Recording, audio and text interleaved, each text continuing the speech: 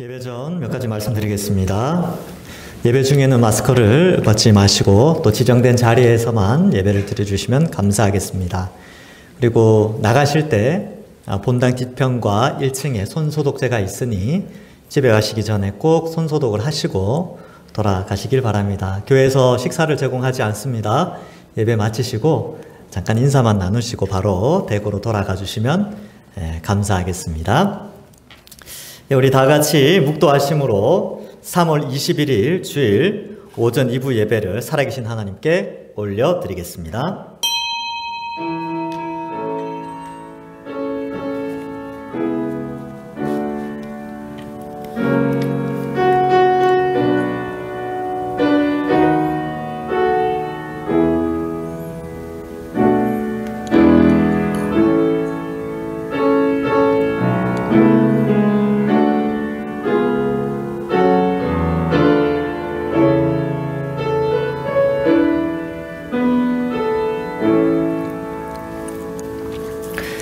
만군의 여호와가 이르노라. 나는 내가 정한 날에 그들을 나의 특별한 소유로 삼을 것이요 또 사람이 자기를 섬기는 아들을 아낌같이 내가 그들을 아끼리니 그때에 너희가 돌아와서 의인과 악인을 분별하고 하나님을 섬기는 자와 섬기지 아니하는 자를 분별하리라. 아멘. 하나님 아버지, 우리를 택하여 하나님의 특별한 소유 삼아주시고 아껴주시고 보호하여 주시니 감사합니다. 코로나로 인하여 지쳐있고 또한 이 시대의 가치관과 다름으로 인하여 어려움을 겪고 있는 성도들, 이 예배를 통해 위로함을 받고 새 힘을 얻는 시간 되게 하여 주시옵소서. 감사드리오며 예수님의 이름으로 기도하옵나이다. 아멘. 다 일어나셔서 주기도문 찬양을 하나님께 올려드리겠습니다.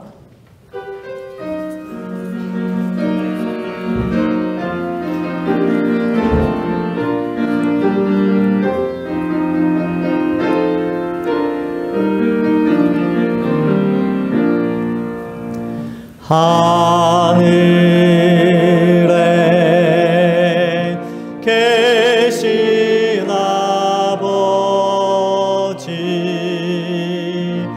이름 거룩하사 주님 나라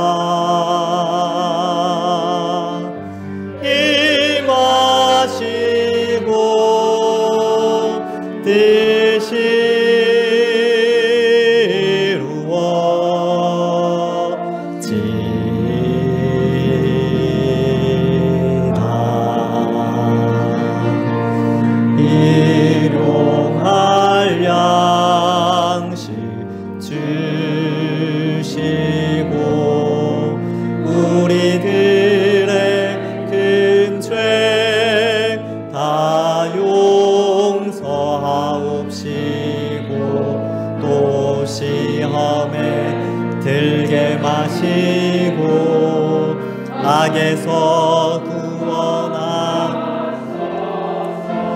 대개 주의 나라 주의 권세 주의 영광 영원히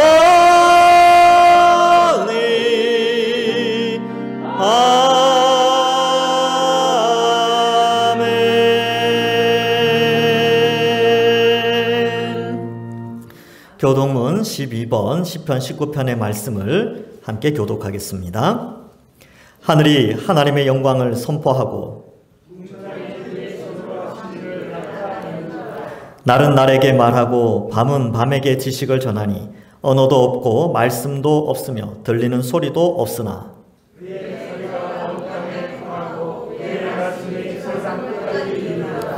여호와의 율법은 완전하여 영혼을 소성시키며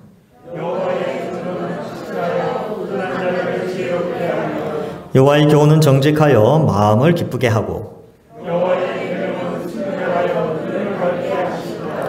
여호와를 경외하는 도는 정결하여 영원까지 이르고 금 곧 많은 순금보다 더 사모할 것이며 꿀과 송이 꿀보다 더 달도다. 아멘. 사도신경으로 신앙 고백하겠습니다. 전능하사 천지를 만드신 하나님 아버지를 내가 믿사오며 그 외아들 우리 주 예수 그리스도를 믿사오니 이는 성령으로 잉태하사 동정녀 마리아에게 나시고 본디오 빌라도에게 고난을 받으사 십자가에 못 박혀 죽으시고 장사한 지 사흘 만에 죽은 자 가운데에서 다시 살아나시며 하늘에 오르사 전능하신 하나님 우편에 앉아 계시다가 저리로서 산자와 죽은 자를 심판하러 오시리라.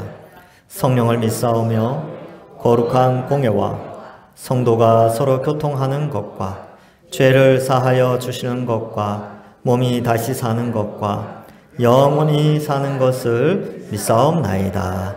아멘. 다 앉으셔서 찬송가 15장 찬양하겠습니다.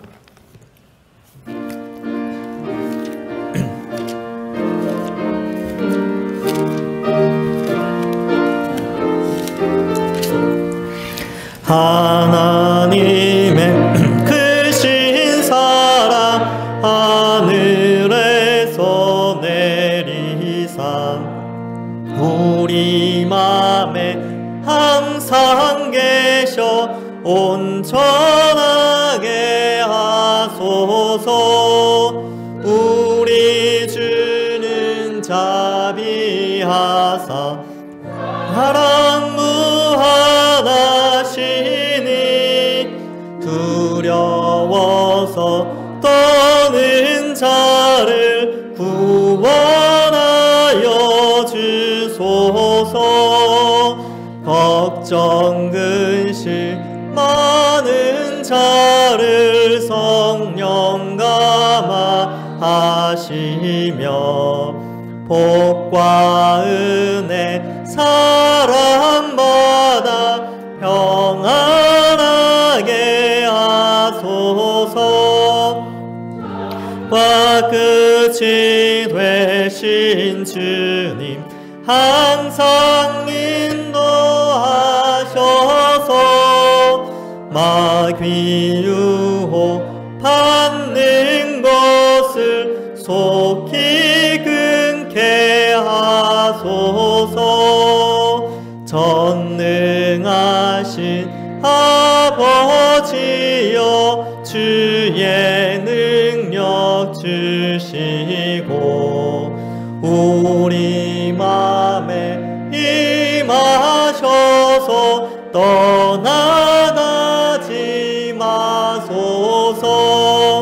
주께 영광 항상 돌려 천사처럼 섬기며 주의 사랑 영영토록 찬송하게 하소서.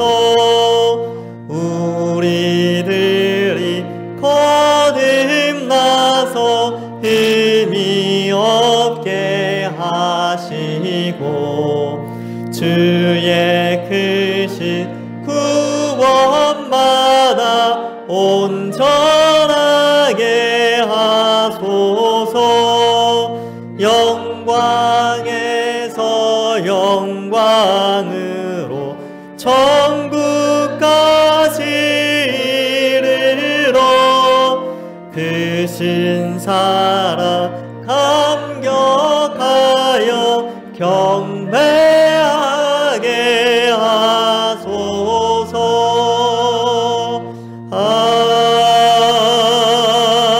아멘. 이병희 장로님 나오셔서 기도하시겠습니다.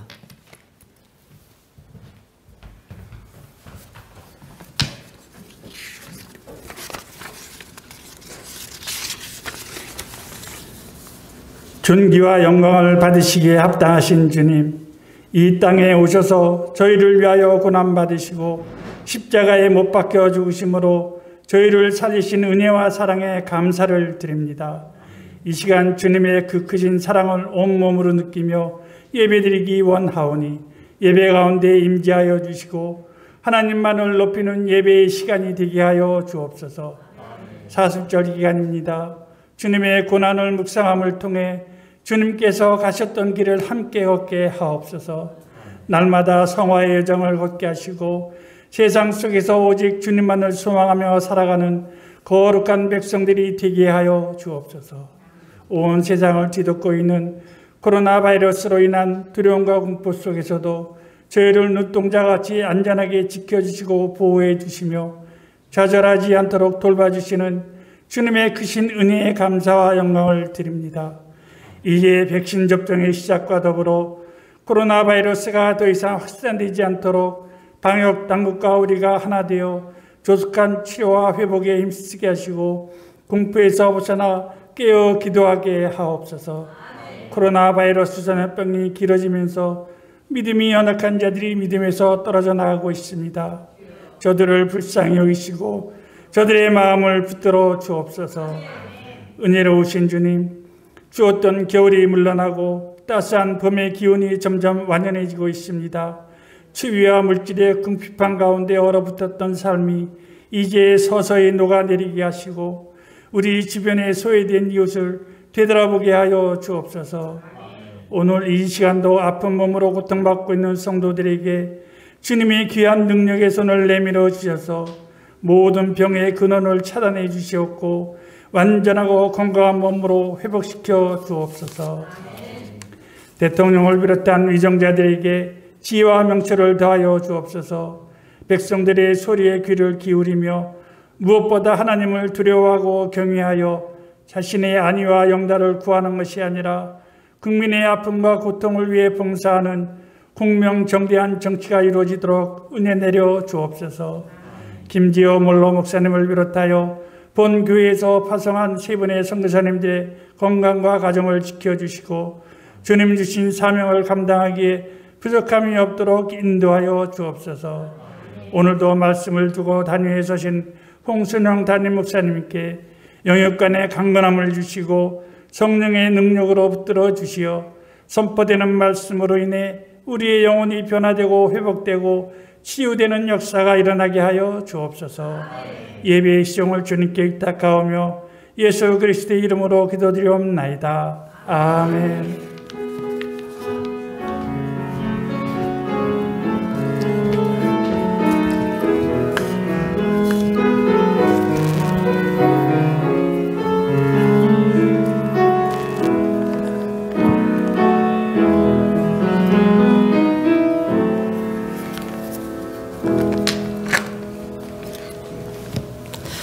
성경 봉독하겠습니다. 성경은 요한계시록 14장 1절부터 7절의 말씀입니다.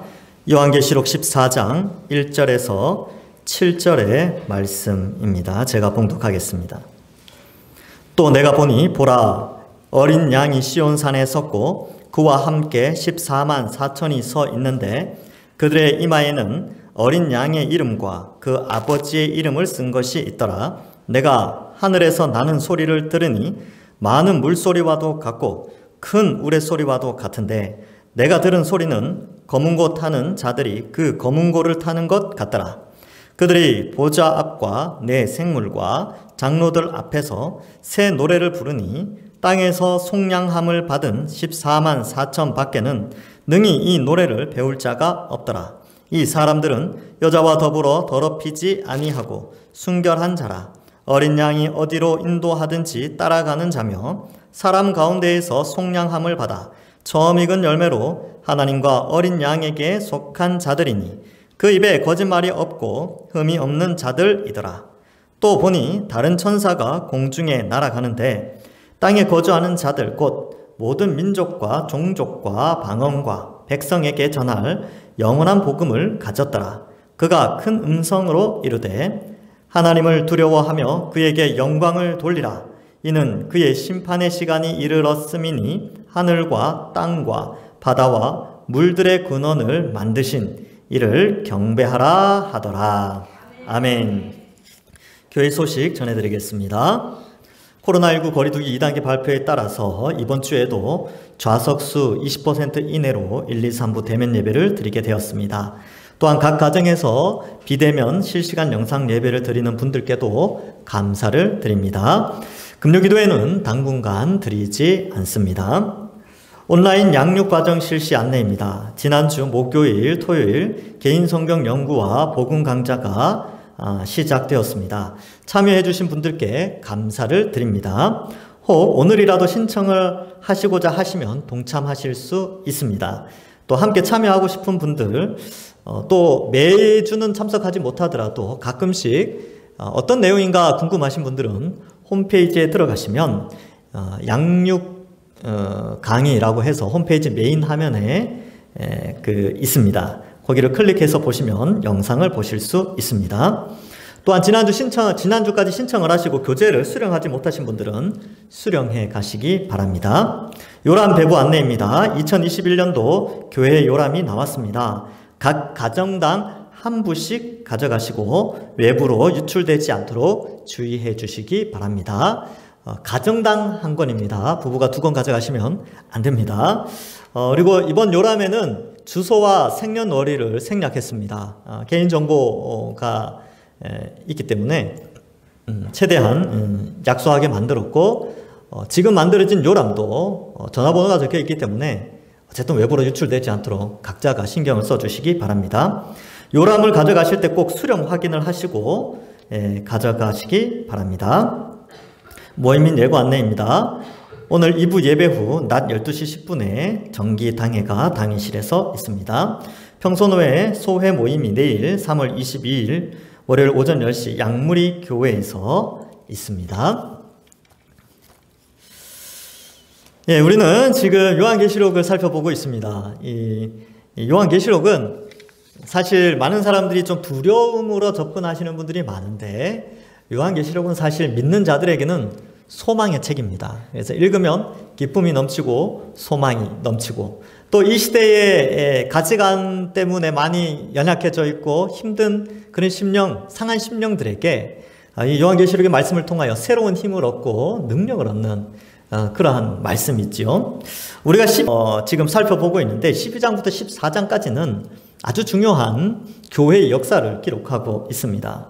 그래서 12장에서부터 용과 여자, 그리고 이제 이 용이 두 짐승을 통해서 어떻게 이 여자인 교회 공동체를 괴롭히고 있는가를 살펴보는 것이죠. 용은 더 이상 하늘에 있을 수 없었습니다. 더 이상 성도를 참수할 수 없었죠. 왜냐하면 성도는 이제 그리스도와 연합된 존재로서 사탄이 그 어떤 죄로 참수할 수 없기 때문에 이제 땅으로 내려오게 됩니다. 그러나 땅에 내려와서는 이 교회 공동체를 괴롭히게 되는 것이죠.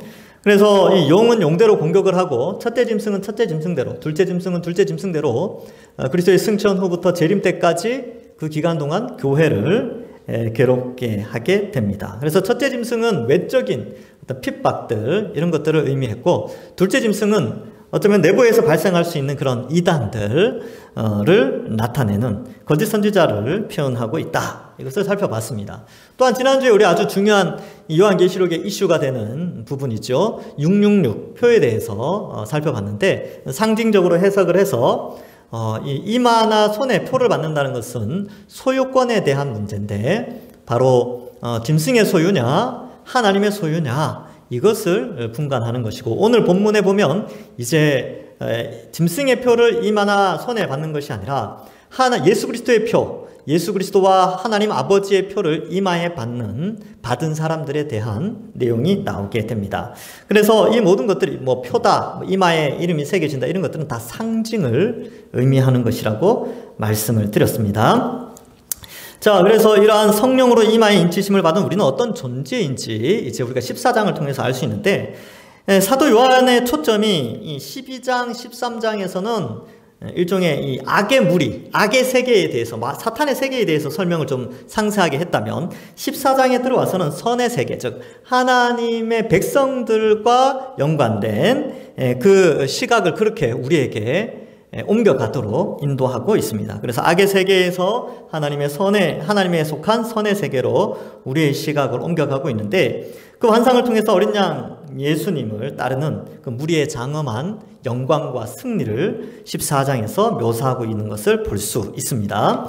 자, 우리 1절을 한번 보겠습니다. 1절에 보면, 또 내가 보니 보라 어린 양이 시온산에 섰고, 이렇게 되어져 있습니다. 자, 이 묘사 그대로면 양 한 마리가 시온산에 서 있는 거죠. 근데 여러분 이거를 그냥 산에 양이 있구나 이렇게 생각하는 사람은 없죠. 이 시온산은 하나님의 통치의 장소고 어린 양은 예수 그리스도라는 것을 우리는 이미 알고 있습니다. 이 어린 양 개념을 이 사도 요한이 굉장히 많이 쓰고 있는데요. 요한복음 1장 29절에도 보면 세례 요한이 그렇게 말을 하죠. 세상 죄를 지고 가는 하나님의 어린 양을 보라 이렇게 되어져 있습니다. 물론 36절에도 요한복음 1장 36절에도 하나님의 어린 양이라고 표현을 합니다. 마태, 마가, 누가는 이런 표현을 쓰지 않아요. 근데 요한만 예수님을 희생제물로 드려진 어린 양으로 표현하고 있습니다. 그래서 이러한 배경 지식이 있는 사람들은 14장 1절을 볼 때 예수님이 통치하신다라는 것을 알 수 있습니다. 시온산도 일종의 상징적인 표현이고요. 뒤에 나오는 14만 4천 그리고 그들의 이마에 있는 이름 이런 것들이 다 한 문장 안에서 상징으로 묘사된다는 것을 우리는 알 수 있게 됩니다. 그러면 시온산은 왜 사용되어졌느냐? 시온산은 구약의 예언에 이런 내용이 있습니다. 앞으로 메시아가 오면 하나님 나라를 완성할 통치자가 오면 그의 통치는 시온산에서 있을 것이다 라는 예언이 많이 나옵니다. 한 구절만 소개를 하면 이사야 2장 3절에 보면 많은 백성이 가며 이르기를 오라 우리가 여호와의 산에 오르며 야곱의 하나님의 전에 이르자 그가 그의 길을 우리에게 가르치실 것이라 우리가 그 길로 행하리라 하리니 이는 율법이 시온에서부터 나올 것이요 여호와의 말씀이 예루살렘에서부터 나올 것임이니라 이렇게 기록하고 있습니다. 그래서 메시아의 통치가 시온산에서 말씀을 통하여서 통치가 나타날 것이다 라고 되어 있는데 그 예언의 말씀이 바로 예수 그리스도를 통하여 성취되었다라는 것을 나타내고 있습니다. 자, 그런데 이 어린 양과 함께 있는 14만 4천 명이 등장한다는 것이죠. 14만 4천 명. 그래서 이런 생각도 해봤습니다. 이 사도 요한이 이게 일일이 다 세워봤을까? 네, 그런데 일일이 다 세운 것이 아니라 이 숫자를 통해서 뭔가 상징하고자 하는 의미가 있기 때문에 일일이 세웠다라기보다는 이 숫자의 상징을 전달하기를 원했다. 이렇게 볼 수 있습니다. 자, 일단 이들의 특징은 1절 뒷부분에 어린 양의 이름과 그 아버지의 이름이 쓴 것이 이마에 있죠. 지난주의 것을 다시 한번 복습을 해봅시다. 이마에 누군가의 이름이 새겨진다는 것은 소유권을 의미한다 그랬습니다. 그래서 누구의 소유가 되는가? 그럼 성경에서는 인류를 두 개로 나눈다 그랬죠. 짐승의 표를 받은 불신자의 인류, 그리고 성령으로 인침을 받아서 이마에 그리스도와 하나님의 이름이 있는 하나님의 백성들, 이렇게 나누어지는 것이죠. 그래서 오늘 상징으로 표현되어진다. 이마에 표가 있다는 것은 바로 누구의 소유냐? 지금 이제 14장에 나오는 14만 4천은 예수님과 하나님의 소유가 되었다라는 것을 상징하고 있습니다. 그리고 우리 이마에는 아무 표가 없죠. 그렇죠? 지금 표가 없습니다. 그러니까 이것은 상징을 의미한다. 그렇기 때문에 14만 4천도 상징입니다. 상징적인 숫자예요. 그러면 궁금하지 않을 수 없죠. 왜 많은 숫자들이 있는데 14만 4천이라고 표현했을까? 왜 이렇게 이 숫자를 지정해가지고 사람들로 하여금 헷갈리게 하는가? 이유가 있어요. 이게 쉬운데, 이 요한계시록을 처음 읽은 사람들은 이게 쉬웠다니까요. 근데 우리는 어렵죠. 우리는 왜 어렵냐 하면, 우리가 구약 지식이 그렇게 많지 않아서 그래요. 구약에 대한 이해가 많지 않아서. 이 14만 4천도 구약적 지식이 좀 필요한 부분입니다. 자, 그럼 어떻게 14만 4천이 나왔느냐? 일단 숫자를 설명을 해드리면 12 곱하기 12 곱하기 1000입니다. 12와 12 곱하는 것은 뭘 의미하냐면 구약의 이스라엘 12, 신약의 이스라엘 12사도 12 이렇게 되는 거죠. 그래서 구약의 이스라엘, 신약의 새 이스라엘 합친 숫자가 곱한 숫자가 144인데 거기에다가 1000까지 곱했죠. 이 1000의 의미가 중요하고 특별히 이들은 땅에서 속량함을 받았다라고 3절에 표현하고 있고 이 14만 4천이라는 숫자는 여러분들 앞부분 7장에서도 나옵니다. 7장에. 그래서 7장에는 각 지파마다 12,000명씩 불러내는 장면이 또 나오거든요. 그러면 7장에서 이미 살펴봤겠지만 다시 한번 복습한다는 의미에서 이 14만 4천이 어떤 의미가 있냐? 구약과 신약의 성도들을 합한 숫자인데 거기에 1000이 곱해져 있다. 근데 이게 어디에 이 장면이 나오냐 하면 이게 민수기 31장 3절에서 5절에 나옵니다. 이 14만 4천이 여기 이 개념에서 가지고 온 거예요. 한번 볼까요? 읽어보겠습니다. 모세가 백성에게 말하여 이르되 너와 함께 있는 사람들 가운데 전쟁에 나갈 사람들을 무장시키고 미디안을 치러 보내어 여호와의 원수를 갚되 이스라엘 모든 지파에게 각 지파에서 1000명씩을 전쟁에 보낼지니라 하매 각 지파에서 1000명씩 이스라엘 100만 명 중에서 12,000명을 택하여 무장을 시킨지라. 아멘. 네, 아시겠죠? 이게 뭐 1000이 뭐냐면 각 지파의 전투 병력입니다. 그러니까 1000이라는 숫자를 통하여서 각 지파의 전투 병력을 착출해내는 거죠. 그러면 이 14만 4천이라는 개념은 땅에서 하나님의 영광을 위하여 이 짐승과 용, 세력과 싸우는 전투 병력 14만 4천을 의미한다는 것입니다. 이러한 해석이 바로 개혁주의 전통적인 해석입니다. 제가 책들을 쭉 찾아보는데 다 이렇게 해석을 해요. 그래서 14만 4천은 땅에서 전투하는 교회를 상징하는 표현이다. 근데 이 계시록 7장에 보면 이 14만 4천이 나오고 또 뒤에 흰옷을 입은 큰 무리가 등장하게 됩니다. 그러면 그 흰옷 입은 큰 무리와 14만 4천이 분리된 거 아닙니까? 이렇게 볼 수 있는데 그렇지 않고 14만 4천 환상이 따로 있고요. 큰 흰옷을 입은 큰 무리의 환상이 따로 있는 거예요.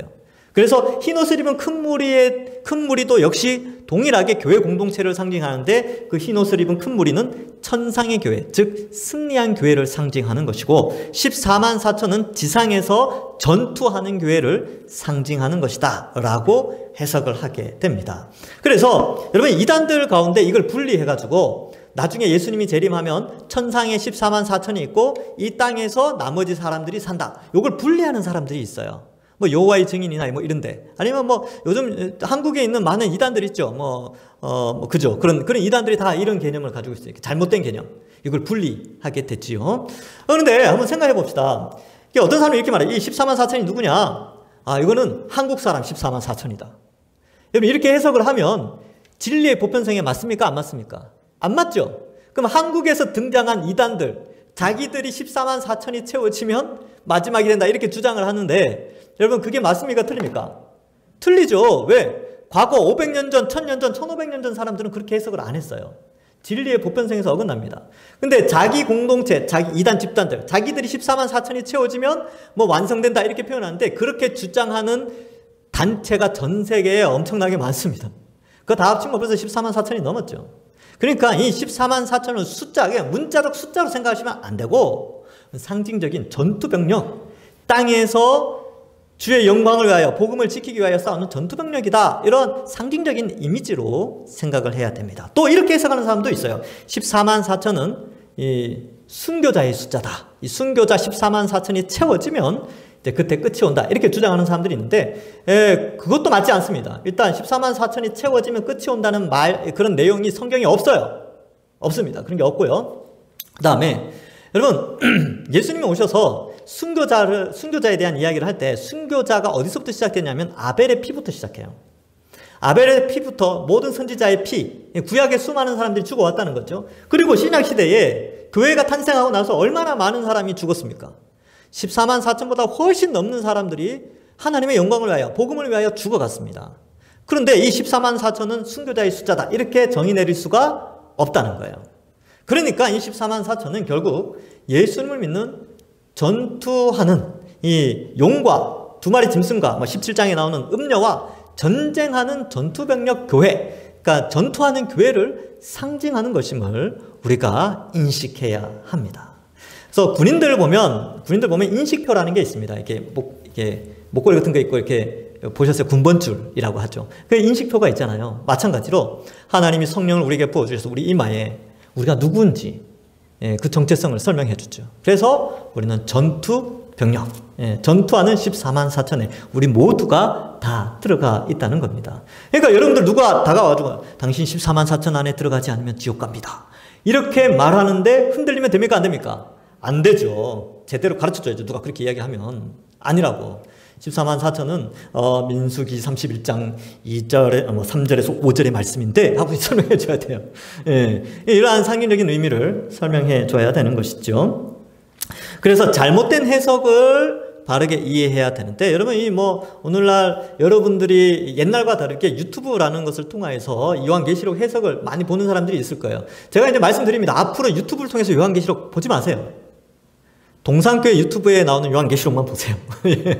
제가 왜 이 말씀을 드리냐면, 제가 제 의견만 고집이다 그게 아니라 제가 연구한 것들은 개혁주의, 우리 종교개혁의 후예들이 남겨놓은 유산을 가지고 제가 이제 설교를 하는 것이고, 유튜브에 최근에 올라오는 것들은 거의 다 이단들이 많이 올립니다. 그리고 잘못된 해석들이 많이 올라오기 때문에 거기에 현혹되지 않았으면 좋겠습니다. 미혹되지 않도록 하기 위해서 제가 이야기하는 거니까 조심하시기 바랍니다. 자, 그래서 이제 그 14장 1절을 그렇게 이제 이해할 수 있죠. 자, 그러면 이 전투하는 교회 공동체가 어떻게 존재하느냐. 2절에 보면 내가 하늘에서 나는 소리를 들으니 많은 물소리와도 같고 큰 우레소리와도 같은데, 여기 많은 물소리와 큰 우레소리 이렇게 되어져 있죠. 이 많은 물소리는 성도들의 소리일 수도 있고, 그러나 보통 구약에서는 이 많은 물소리를 하나님의 음성과 동일하게 좀 여깁니다. 그래서 뒤에 큰 우레소리도 하나님의 임재의 표현으로 나타나는데, 뭐 대표적으로 한 구절만 읽어보겠습니다.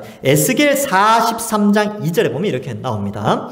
이스라엘 하나님의 영광이 동쪽에서부터 오는데 하나님의 음성이 많은 물소리 같고 땅은 그 영광으로 말미암아 빛나니. 여기 이제 하나님의 음성이 많은 물소리 같고 이렇게 표현되어져 있죠. 그래서 이 하나님의 임재를 상징하는 많은 물소리와 큰 우레소리가 있고, 또한 그 가운데 또 듣죠. 무슨 소리를 들어요? 검은고 타는 자들이 그 검은고를 타는 것 같더라. 이 검은고라고 되어 있는데, 우리나라 그 악기 검은고를 생각할 수 있는데, 이게 이제 영어로는 하프입니다. 하프. 그러니까 일종의 이제 현악기라고 하죠. 그죠? 그러니까 그런 현악 소리가 하늘에서 들려진다. 근데 나중에 이제 가면 15장에 가면 이게 구원받은 자들이 부르는 노래와 반주 소리인데, 저는 이렇게 이제 생각을 해봤어요. 이 14장 2절을 딱 보면서 하나님의 임재와 그 임재 가운데 등장하는 백그라운드 음악, BGM이라고 합니다. BGM.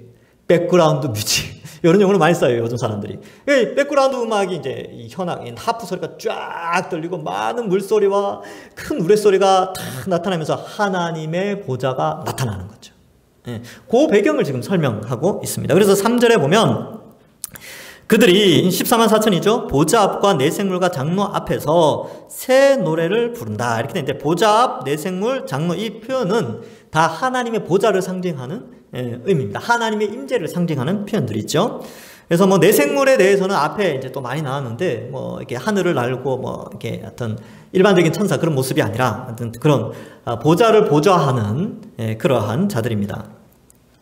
자, 새 노래를 부르니 땅에서 속량함을 받은 14만 4천 밖에는 능히 이 노래를 배울 자가 없더라. 여기 이제 14만 4천은 땅에서 속량함을 받은 자들이다라고 표현을 하고 있습니다. 요거는 4절에 가서 이 속량의 의미를 다시 한번 살펴보고요. 땅에서라는 의미가 중요하죠. 그래서 이 14만 4천은 땅에서 전투하는 교회, 그리고 그 전투에서 승리한 성도들을 의미하는구나 라는 것을 알 수 있고, 새 노래를 부르죠. 여러분 이 특권이죠. 그러니까 어린 양의 이름과 그 아버지의 이름이 이마에 있는 자들이 가지는 특권이에요. 짐승의 표를 받은 자들의 특권은 뭐였습니까? 매매하는 특권이었죠. 근데 우리는 매매 제한이 있었죠. 그죠? 우리는 그 특권을 못 누렸지만, 여기에서 하나님의 이름이 있는 자의 특권은 뭐냐면 하나님을 노래해요. 새 노래로. 그러면 이마에 예수 그리스도의 이름과 하나님의 이름이 없는 자들은 이 노래를 모르죠. 부를 수 없죠. 불신자들이 어떻게 찬양하겠습니까? 불신자들이 복음의 내용도 모르는데 어떻게 삼위 하나님을 찬양해요? 찬양할 수가 없죠. 그래서 이 새 노래는 구원받은, 복음을 믿고 하나님 백성이 된, 하나님 자녀가 된 자들만 부를 수 있습니다. 그래서 우리가 찬양하는 거 아닙니까? 그죠? 예. 근데 이 찬양은 영원히 지속됩니다. 영원히. 예수님 재림 후에 찬양이 바뀔 것 같나요? 물론 새로운 찬양 많이 부를 수도 있겠지만, 뭐 예측할 수는 없지만, 여전히 하늘 예배의 장면을 보면 여전히 예수 그리스도의 십자가를 노래하고 있어요. 그러니까 인류 역사상에 한번 일어났던 그 엄청난 성자 하나님의 십자가 사건이 영원히 그 십자가 사건을 노래하게 된다는 거죠. 하나님 나라의 백성들은. 그러니까 십자가가 그래서 중요한 겁니다. 예. 그래서 새 노래를 부르죠. 그래서 능히 이 노래를 배울 자가 없어요. 이거는 우리들의 특권입니다. 찬양 열심히 잘 하시면 좋아요. 이게 찬양한다는 것은 그 찬양의 내용을 믿기 때문에 찬양을 하는 것이죠. 자, 이제 4절에 들어가 봅시다. 이제 4절 이하에서는 이제 그 네 가지 특징이 나와요. 이 14만 4천이 도대체 어떤 정체성을 가지고 있는가? 그럼 우리가 14만 4천인데 14만 4천이라는 상징적 숫자로 전투 병력으로 이 땅에서 악한 세력들과 싸우는 자들인데 우리는 어떤 존재인가? 라고 했을 때 첫 번째가 여자와 더불어 더럽히지 아니하고 순결한 자다 이렇게 표현하고 있죠. 그러면 이 여자는 어떤 여자냐? 12장에 나온 여자냐? 아니고 17장에 나오는 여자를 의미합니다. 12장의 여자는 교회를 상징했죠. 여자와 그 후손. 근데 17장에 가면 이 음녀가 나옵니다. 음녀. 이 바벨론이 나오는데 이 여자는 온 나라를 더럽혀요. 그건 17장 가서 제가 이제 자세히 설명을 해드리는데 어쨌든 이 음행하는 여자, 영적 간음뿐만 아니라 육체적 더러움, 순결을 지키지 않는 이러한 것들과 연결되어진 이 여인 때문에 더럽혀지지 않았다. 그러니까 세상은 다 더럽혀졌지만 14만 4천은 더러워지지 않았다는 것이죠. 그래서 이 표현을 찾아보니까 이런 거예요. 이 여인은 이 세상의 타락한 문화, 인간의 세속 문화, 뭐 우리가 계속 배워왔던 뭐 포스트 모더니즘이다, 뭐 물질 만능 숭배다, 뭐 쾌락주의다, 타락주의다, 뭐 이런 거 있잖아요. 그죠? 그러한 세속에 속한 가치관을 퍼뜨리는 인물로 묘사되어집니다. 근데 그러한 것에 물들지 않은 거죠. 그리스도인들은 세속에 속한 가치관이 아니라 성경 가치관, 성경적 가치관으로 무장되어 있고 세속적 가치관을 물리치고 성경적 가치관으로 세상을 살아가는 그런 전투하는 자들로 묘사되어진다는 것입니다. 그래서 여기에 여자와 더불어 더럽혀지지 않고 순결한 자라고 되어 있는데 이것은 오직 예수 그리스도의 십자가 복음만이 참된 구원임을 믿고 그 신앙대로 이 진리의 말씀대로 살아가는 자를 의미합니다. 그래서 세상의 것들을 썩지 않는 거예요. 뭘 타지 않는 거죠. 이렇게 혼합하지 않는 거예요. 순수한 복음만을 가지고 그걸 지켜 나가는 자들, 그리고 세상에 물들지 않는 그런 자들을 의미하고 있습니다. 그래서 순결이라는 단어를 쓰고 있지요. 때묻지 않은. 이 순결이라는 단어가 그 단어의 뜻을 찾아보니까 신념을 지키는 행동을 의미합니다. 자신의 믿음을 지키는 행동, 행동을 강조하는 단어인데 이런 성경적 가치관을 실제적으로 살아내는 자들이 바로 여자에게 더럽히지 아니하고 순결한 자다. 이런 것을 알 수 있죠. 그래서 우리도 어떻게 해야 됩니까? 여러분, 이 세상의 가치관이 우리를 얼마나 많이 유혹합니까? TV만 봐도 똑같아요. TV만 봐도. 영화를 봐도 인터넷만 봐도 다 세속적이죠. 그 어느 것 하나 예수 그리스도에 대해서, 하나님 영광에 대해서, 내세에 대해서 설명하는 게 없어요. 다 세속적이죠. 월요일부터 토요일까지 그 엄청난 공격 가운데 우리가 이 성경적 가치관을 지켜내야 되는 거죠. 이게 얼마나 힘들까요? 얼마나 힘들까요? 그죠? 근데 나만 힘든 게 아니라 여기 앉아 계신 분들 보세요. 다 같은 전우입니다. 그래서 나만 당하는 고난이 아니기 때문에 견딜만 해요. 그래서 이제 이러한 자들로 살아가는 것이죠. 복음을 지켜 나가야 합니다. 자, 두 번째로는 어린 양이 어디로 인도하든지 따라가는 자녀. 이게 이제 두 번째죠. 어린 양이 어디로 가든지 따라가는 게. 어린 양은 누구예요? 예수 그리스도시죠. 근데 그가 어디로 가든지 따라가죠. 근데 예수님이 우리를 어디로 인도했습니까? 십자가의 길로 인도했어요. 그래서 마가복음에 보면 누구든지 나를 따라오려거든 자기 십자가를 지고 나를 따라오라. 예수님이 걸어가신 십자가의 길을 따라오라는 거예요. 근데 따라가는 거죠. 너 어떻게 따라갑니까? 여기 따라가는 자며 이렇게 되는데 억지로 따라가는 게 아니고 이 따라간다라는 아콜루테오라는 단어 자체가 열심으로 따라간다. 이 단어를 찾으니까 열을 올리다 이렇게 돼 있어요. 열을 올리고 뒤를 따라가는 자 이런 의미가 있습니다. 그러니까 서로 막 예수님 더 빨리 따라가려고 막 애를 쓰고 막 그런 거 있잖아요. 그러니까 신앙을 지키기 위해서 막 애를 쓰는, 노력하는, 분투하는 그런 것을 의미합니다. 여러분 100m 달리기 혹은 마라톤 하는 사람들 보면, 달리기 하는 사람들 보면 어때요? 어떻게 해서든 열을 올려서 달리기를 하죠. 그런 모습, 이게 따라간다 라는 의미입니다. 그래서 우리가 예수님을 따라가는 때 열을 올리며 따라가야 돼요. 열을 올리며 따라가는 이 시대에 우리가 예수님을 열 올리면서 따라갈 수 있는 방법은 뭘까요? 예배 잘 드리셔야죠. 예배. 그리고 이제 뭐 코로나가 더 만연해지면 어떻게 됩니까? 가정에서 또 가정 예배, 이 영상 예배를 또 잘 드리셔야죠. 또 이렇게 국가에서 대면 예배를 허락했으면 또 나와서 예배를 또 같이 드릴 수 있고, 물론 이제 감기 증상이나 뭐 이런 게 있으면 빠질 수는 있어요. 어쨌든 이 예배의 말씀을 사모하는 거예요. 근데 또 이게 다 한계가 있잖아요. 일주일에 한 번 드리는 걸 어떻게 이렇게 가능하겠습니까? 신앙을 지키는 게. 그러니까 어떻게 해요? 하나님이 이 시대에 우리에게 축복을 주신 게 성경책 값을 싸게 해주셔가지고 누구든지 한 권 정도는 가질 수 있도록 해주셨어요. 감사하죠. 옛날에는 이게 엄청 비쌌거든요. 근데 지금은 싸게 해주셔서 누구든지 집에서 읽을 수 있도록 매일매일 이렇게 해주셨어요. 진짜 감사하죠. 그러니까 이 신앙을 지켜나가기 위해서 예수님이 어디론지 가기 위해서 열심히 따라가는 자의 모습은 말씀을 가까이 하고 기도도 할 수 있어요. 기도. 매일매일 기도하는 것이죠. 예, 어디든지. 예, 뭐 버스를 타든지 지하철 타든지 뭐 직장에 가서 하든지 기도하는 것. 그래서 이러한 열을 올리면서 예수님을 따라가고 특별히 제가 또 양육과정 2개를 개설했습니다. 목요일과 토요일 날. 목요일은 PBS, 퍼스널 바이블 스터디라고 해서 개인 성경 연구를 강의하는데 비대면으로 하죠. 비대면으로 영상을 이제 보내드리고 또 홈페이지에 올려놓습니다. 이제 보시고 나도 하고 싶다 이런 분들은 또 이야기해 주시면 교재를 드리도록 하겠습니다. 또 토요일 날은 복음을 강의합니다. 어제 첫 강의를 했는데 아마 어제 강의 들은 사람들 깜짝 놀랐을 거예요. 우와 이렇구나 뭐 이런 거 궁금하시죠? 홈페이지에 영상이 올라와져 있습니다. 참고하시기 바랍니다. 그래서 그걸 보면서 이제 열심히 따라갈 수 있는 거죠. 야, 그렇지. 내가 이 세속사회에 너무 많은 세속적인 지식을 너무 많이 습득했구나. 성경적 지식을 좀 더 많이 습득을 해서 예수님을 열심을 내고 따라가야 되겠구나. 이렇게 결단을 하는 것이죠. 그게 이제 여기 열심을 내어 따라간다라는 것이고요. 세 번째가 어떤 사람이냐 하면 사람 가운데에서 속량함을 받아 처음 익은 열매로 하나님과 어린 양에게 속한 자들이다. 이렇게 표현하고 있습니다. 여기 보면 이제 사람 가운데 속량함. 이 속량함이라는 단어가 3절에도 나왔죠. 속량함을 받았다. 이렇게 여러 사람 가운데 속량을 받았다. 이런 건데 이 속량의 뜻이 뭐냐면 사실은 이게 경제 용어입니다. 지금은 쓰는 단어가 아닌데 2000년 전에 노예 시장에서 이 단어가 쓰였어요. 노예 시장에서 어떻게 써있냐면 노예들이 쇠사슬에 묶여 있어요. 이게 얼마나 불편합니까? 화장실 갈 때도 불편하죠. 밥 먹을 때도 불편하고 뭘 하려고 해도 불편해요. 쇠사슬에 묶여 있으니까 노예들은. 착고에 차여져 있으니까. 그런데 그 노예를 사갈 때 노예 시장에서 노예가 사감을 당할 때 그죠? 팔려질 때 쇠사슬이 풀려져요. 그죠? 그리고 그 주인의 소유가 되면서 그 주인 아래에서 자유를 누리게 되는 거예요. 주인의 명령에 순종하면서 자유를 누리는데 그 사가는 돈을 지불하고 사가게 되는데 그 돈을 지불하는 것이 속량이에요. 자유를 위해 풀어준다. 값을 지불하고 풀어준다라고 할 때 이 속량이라는 용어를 씁니다.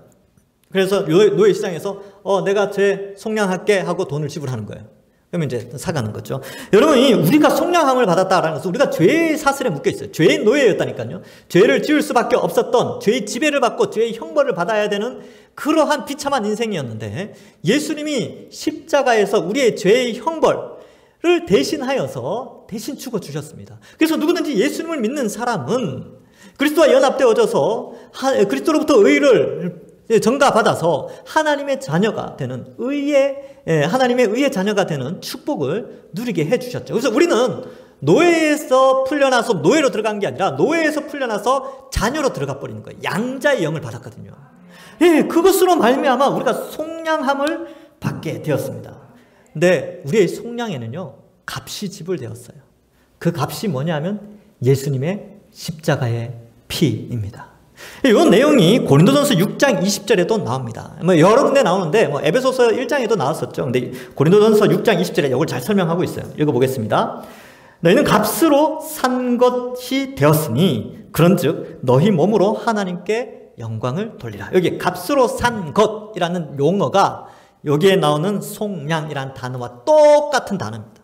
그래서 고린도전서에는 값으로 산 것이라고 번역이 되어 있고 요한계시록에는 속량이라고 번역이 되어 있습니다. 예수님의 피 값으로 우리가 하나님의 소유가 되었어요. 그런데 종이 아니라 자녀로, 백성으로, 또한 그 가운데 또한 그리스도의 종으로 이런 신분을 획득하게 되었죠. 그러니까 얼마나 감사합니까? 그래서 하나님과 어린 양에게 속한 자들이다. 소유가 되었다는 거예요.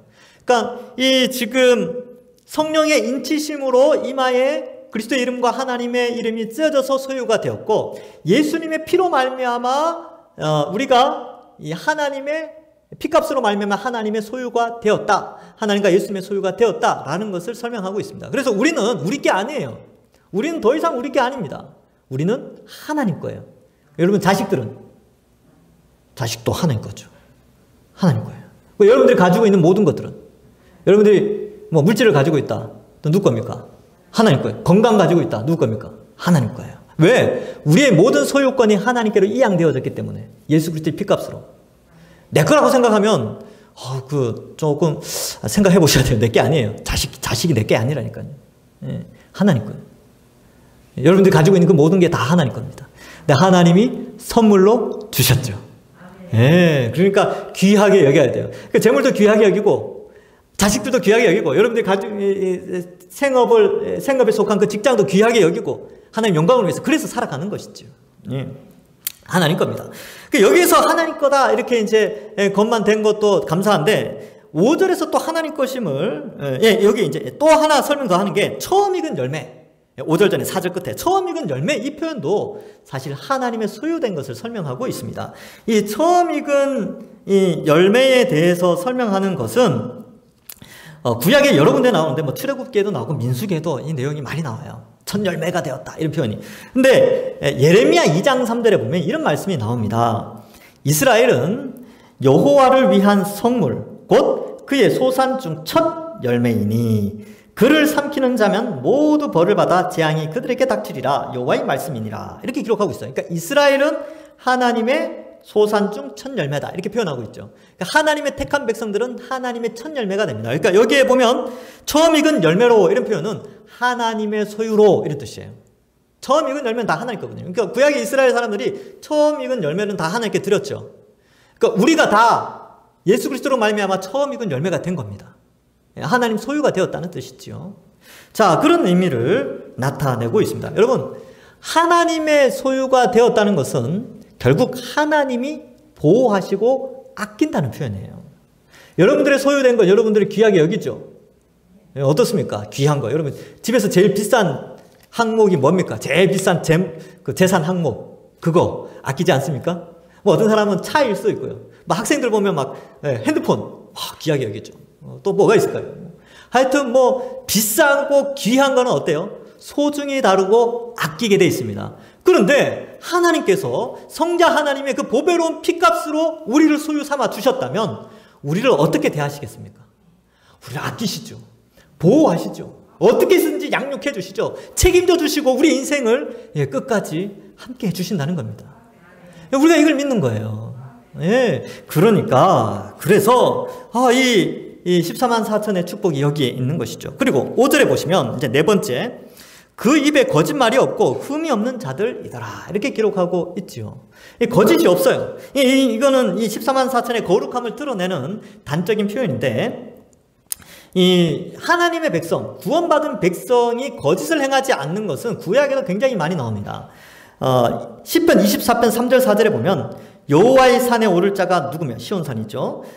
하나님 통치에 동참할 자를 의미합니다. 여호와의 산에 오를 자가 누구며 그의 거룩한 곳에 설 자가 누구인가? 곧 손이 깨끗하며 마음이 청결하며 뜻을 허탄한 데 두지 아니하며 거짓 맹세하지 아니하는 자로다 이렇게 기록하고 있습니다. 뿐만 아니라 스바냐 3장 13절에도 이스라엘의 남은 자는 악을 행하지 아니하며 거짓을 말하지 아니하며 입에 거짓된 혀가 없으며 먹고 누울지라도 그들을 두렵게 할 자가 없으리라 이렇게 기록하고 있어요. 그래서 구원받은 하나님의 백성의 특징은 거짓을 행하지 않습니다. 거짓말, 거짓 행동을 하지 않는 거죠. 이건 십계명에도 나오는 것이죠. 내 이웃을 위하여 거짓 증거하지 말라 라고 나오지 않습니까? 그래서 이러한 것들을 생각해 볼 때 우리가 거짓을 행하지 않도록 많이 노력을 해야 됩니다. 제가 이거 에베소서 할 때 말씀을 드렸었는데 이제 뭐냐 하면 우리가 왜 거짓말을 할까? 우리가 왜 거짓말하고 거짓된 행동을 할까? 이유는 두 가지입니다. 첫 번째, 나한테 손해가 온다고 생각할 때, 내게 손해가 될 때 손해를 보지 않으려고 거짓말합니다. 두 번째, 내게 이익이 될 때, 이익이 충분히 된다라고 판단되어질 때 거짓말합니다. 근데 그렇게 살지 말라는 거예요. 그러니까 손해와 이익 때문에 거짓말하는 인생이 아니라 참말을 하는 거죠. 참말. 진실된 말을 하는 거예요. 그래서 여러분 장사하시는 분들이 있습니까? 야, 이거 손해보고 파는데 이렇게, 그게 이제 진짜 손해보면 그렇게 말하면 되죠. 근데 보통 손해 끝까지 안 보려고 하시잖아요. 그러면 야, 이거 거의 본전에 가까운데 내가 드릴게요. 이렇게 표현하는 게 정확한 표현이에요. 그리고 제가 이거 정말 이익을 많이 안 보고 파는 겁니다. 이런 표현이 더 정직하죠. 그런 생활 속에 있는 그런 거짓들 있잖아요. 그런 사소한 표현들에 좀 신경을 쓰는 것이 그리스도인들에게 좀 필요합니다. 그리고 뭐 또 때로는 거짓말을 해야만 하는 경우도 가끔 있어요. 그렇죠? 그래서 뭐 야, 봄 되니까 그 옷이 참 잘 어울린다. 속으로는 그렇게 생각 안 할 수도 있는데 그렇게 이제 이야기해 주는 거죠. 왜냐하면 교제였어. 성도 간의 교제니까. 그리고 어때요?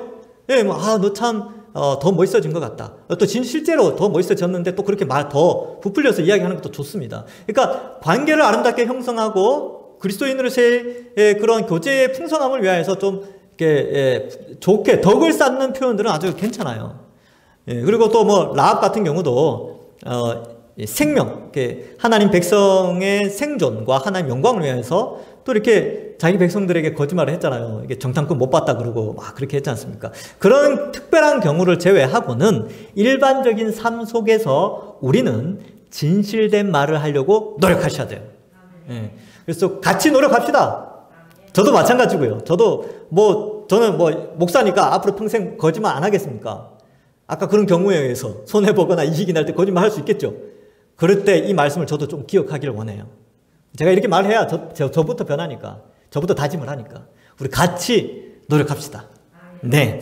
자, 그래서 14만 4천 하나님 백성들은 거짓말이 없고 흠이 없는 자들, 거룩한 자들이라는 것이죠. 이 세상으로부터 분리되어서 살아가는 삶의 형태 중에 이 거짓을 행하지 않는 것이 대표적이니까 이것을 묘사하고 있습니다. 그래서 여러분, 우리는 세상에 물들지 않아야 돼요. 하나님의 백성은 뭐가 달라도 달라야 됩니다. 이렇게 살면 어때요? 우리가 그리스도인임을 나타내고 이렇게 거룩한 삶을 살면 좀 불편하겠죠. 고난이 있을 수 있죠. 여러 사람들이 조롱할 수도 있습니다. 근데 그게 우리의 인생이라니까요. 그게 구원받은 자의 삶입니다. 하나님으로부터 받는 축복이 어마어마함에도 불구하고 세속 사회 속에서는 여전히 다수의 불신자들에 의해서 고난받을 수 있고 환난을 당할 수 있다는 사실도 명심해야 합니다. 자, 이제 6절과 7절에 가서는 천사가 등장하면서 이 복음이 어떠한 역할을 하는가, 복음이 이 세상에 어떠한 역할을, 어떠한 결과를 가져오는가를 설명하고 있는데 6절에 보면 또 보니 다른 천사가 공중에 날아가는데 땅에 거주하는 자들 곧 모든 민족과 종족과 방언과 백성에게 전할 영원한 복음을 가졌더라 이렇게 돼 있죠. 자, 복음을 영원하다 이렇게 표현하죠. 예수 그리스도의 십자가 복음은 영원한 거예요. 예수님 재림 후에도 이 복음에 대한 찬양은 계속됩니다. 자, 영원한 복음을 가졌는데 그 복음의 특징이 뭐냐? 특징이 7절에 나타나요. 두 가지입니다. 잘 보세요. 그가 그 음성으로 이르되 하나님을 두려워하며, 하나님을 두려워하게 하는 복음. 두 번째, 그에게 영광을 돌리라. 영광을 돌리는 복음이에요. 그래서 두려워하는 이유죠. 그의 심판의 시간이 이르렀음이니. 두려워하는 이유가 심판 때문에 그렇습니다. 그러면 왜 영광을 돌립니까? 그 뒤에 나오죠. 하늘과 땅과 바다와 물의 근원을 만드신 이를 경배하라 하더라. 창조주를 경배하기 때문에 영광을 돌리게 합니다. 이게 복음에는 하나님의 심판과 구원, 하나님의 심판과 또한 영광이 나타나 있다는 것이죠. 그래서 이 복음을 받아들이는 자에게는 하나님께 영광을 돌리고 또 하나님께 경배하게 되고요. 복음을 거부하는 자들은 두려움에 처하게 되고 심판을 받게 된다는 것을 말씀해주고 있습니다. 그래서 거기 이제 보시면 7절에 두려워하며 이거를 밑에 심판과 연결시키면 되고요. 그 다음에 영광을 돌리라라는 것을 경배하라와 또 연결시키면 성경책에 이렇게 써도 됩니다. 이렇게 해서 다음에 읽을 때 좀 이해가 편하게 되는 것이죠. 그러면 우리가 이제 여기서 생각해 봐야 될 게 왜 사람들이 두려워하냐면 하나님이 심판주의시기 때문에 그렇습니다. 여러분, 하나님 나라라고 표현할 때 하나님이 주권을 가지고 계십니다. 그러면 그 주권이, 하나님이 주권인 그 나라의 영토는 결국 그의 백성들이 머무는 장소인데 이 지구죠. 지구에 사는 모든 사람들이 하나님의 백성이었는데 그 가운데 하나님을 믿는 자들이 하나님의 백성이 되고 또한 그 하나님의 주권 아래에 이제 살게 되는 것이죠. 근데 그 하나님의 주권을 거부하면 그 나라에 살 수가 없어요. 하나님의 통치를 거부하면 그 나라에 살 수가 없죠. 왜? 하나님 나라는 왕국이기 때문에, 왕이 통치하는 나라이기 때문에 그렇습니다. 왕이 법을 세우죠. 입법. 왕이 법을 집행합니다. 사법. 왕이 그 백성의 복지를 추구하고 그 백성을 살아갈 수 있도록 모든 행정의 역할을 하죠. 행정, 입법, 사법, 행정. 이 모든 중심에 하나님이 모든 것을 다 이 3권을 가지고 있기 때문에 그렇습니다. 우리 오늘날 민주주의 국가는 그렇지 않죠. 민주주의 국가는 이 3권이 분립되어 있잖아요. 그죠? 그래서 우리가 이 민주주의 사회에 살고 있지만 왕정 국가인 하나님 나라의 백성으로서 성경을 읽을 때에 성경을 바르게 이해할 수 있어요. 그래서 하나님이 심판주, 즉 사법권을 행하는 심판주가 되신다는 거죠. 그러면 하나님이 세운 법이 뭔데? 어떤 법을 어겼길래 사법권이 발동되어서 사람을 심판하는가? 바로 하나님의 통치를 믿지 않는, 이 성경의 복음, 이 영원한 복음을 믿지 않는 죄, 하나님을 거부하고 하나님의 통치를 거부하는 그 죄로 말미암아 심판을 받기 때문에 하나님의 통치를 거부한 자들은 두려움에 떨게 되고 심판을 받게 됩니다. 그러나 이 하나님 나라의 속성을 알고 하나님만이 참된 주권자요, 또 하나님이 여기에 보면 이제 어떻게 됩니까? 하늘과 땅과 바다와 물을 창조하셨죠. 창조주임을 믿는 자는 하나님께 영광과 경배를 올려드리는 자가 된다라는 것을 말씀해 주고 있습니다. 우리는 하나님 나라의 백성이에요. 이 나라의 주권은 하나님께 있습니다. 그래서 우리는 백성으로서 그 주권에 순종하며 살기만 하면 되는 것이죠. 그러할 때에 그 순종의 의미가 뭐냐? 하나님께 경배하고 영광을 돌리며 예배하는 삶을 살 것을 우리에게 말씀하고 있습니다. 말씀을 맺습니다. 여러분, 우리는 전투하는 교회로서 14만 4천 안에 이미 들어가 있습니다. 그 어떤 이상한 해석에 흔들리지 말고 이러한 14만 4천의 특징을 잘 알고, 어떻습니까? 이 세상의 타락한 문화에 더럽혀지지 않고, 또한 예수님이 어디로 가든지 십자가의 길이라도 따라가면서, 또한 하나님의 소유된 백성으로서 거룩하게 살아가고 거짓 없는 거룩한 삶을 살아가면서 하나님께 영광 돌리고 경배하는 자들로 부름을 받았다. 이 영광스러운 혜택을 우리가 누리고 있다는 사실을 믿고 이번 한 주간도 이 세속사회에 타협하지 않고 하나님의 백성답게 온전히 살아가시는 모든 주의 백성들 되기를 주님의 이름으로 간절히 축원합니다. 기도하겠습니다. 하나님 아버지, 은혜를 감사합니다.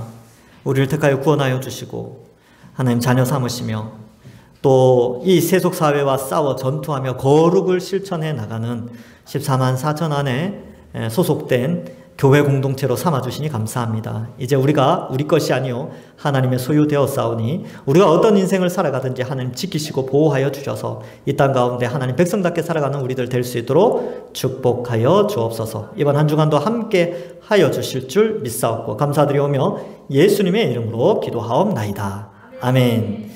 우리 찬송가 405장 찬양하겠습니다.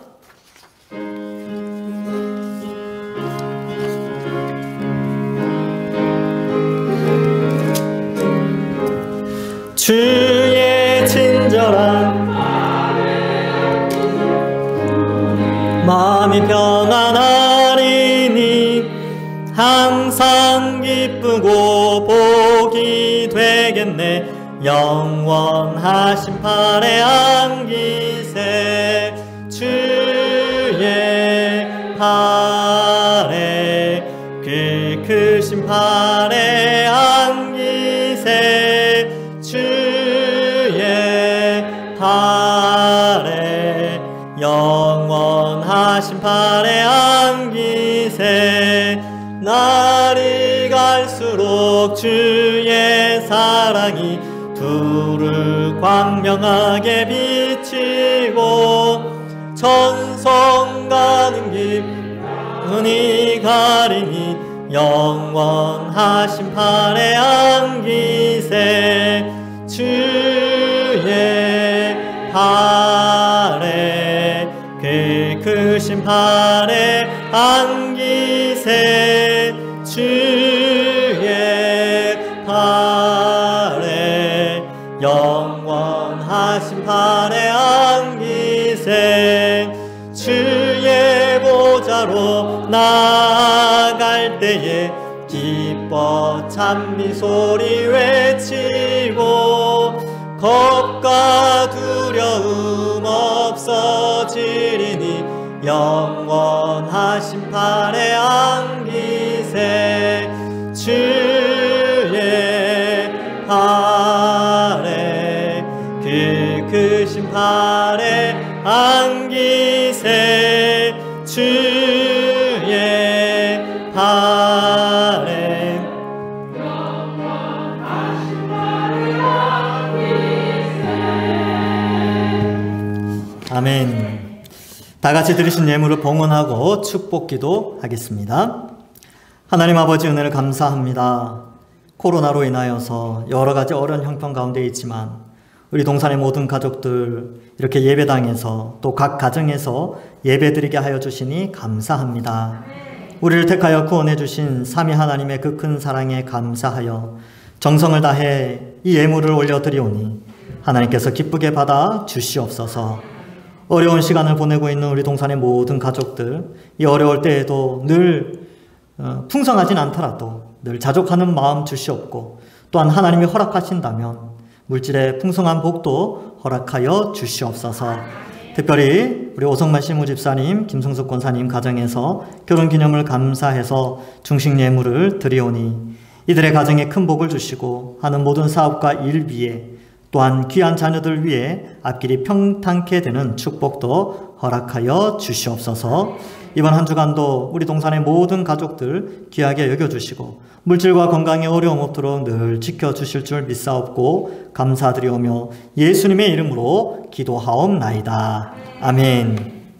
지금은 우리 주 예수 그리스도의 은혜와 하나님 우리 아버지의 크신 사랑과 성령의 교통하심이, 성령의 인치심을 받아 영적 전쟁의 승리자인 거룩한 14만 4천에 포함되어서 기쁨의 찬송을 올려드리며 거룩한 삶을 살기를 소망하는 모든 성도들 머리 위에, 이들의 가정과 직장과 자녀 손들 위에 이제로부터 영원토록 항상 함께 있을지어다. 아멘.